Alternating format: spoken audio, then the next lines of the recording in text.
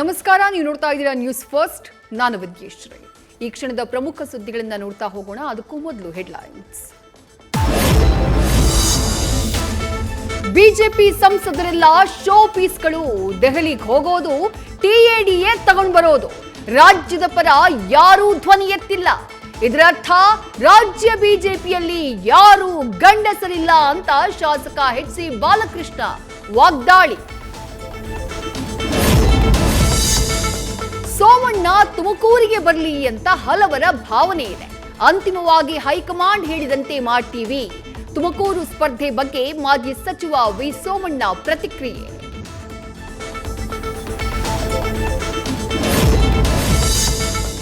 ದೇವೇಗೌಡರ ಕುಟುಂಬದ ಆಶೀರ್ವಾದ ಇದ್ರೆ ಜೆಡಿಎಸ್ನಿಂದಾನೇ ಸ್ಪರ್ಧಿಸಬಹುದು.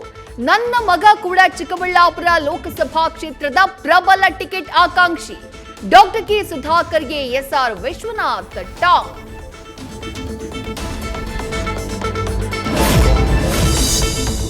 ಹರಕೆ ಕೋಲದಲ್ಲಿ ಯುಟಿ ಖಾದರ್ ಭಾಗಿಯಾಗಿದ್ದಕ್ಕೆ ಆಕ್ಷೇಪ.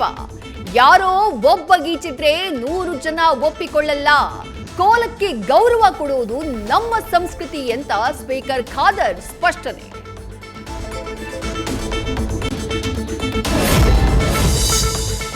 ಮದುವೆ ಮಾಡಿಲ್ಲ ಅಂತ ತಾಯಿಯನ್ನೇ ಹತ್ಯೆಗೈದ ಮಗ. ಕುಡಿದ ನಶೆಯಲ್ಲಿ ತಾಯಿಗೆ ಕಟ್ಟಿಗೆಯಿಂದ ಹೊಡೆದು ಕೊಲೆ. ಕಲಬುರಗಿ ಜಿಲ್ಲೆ ಚಿಂಚೋಳಿಯಲ್ಲಿ ಭಯಾನಕ ಮರ್ಡರ್.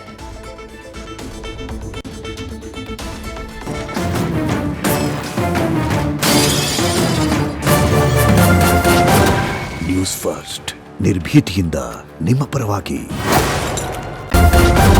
ನ್ಯೂಸ್ ಫಸ್ಟ್, ನಿರ್ಭೀತಿಯಿಂದ ನಿಮ್ಮ ಪರವಾಗಿ.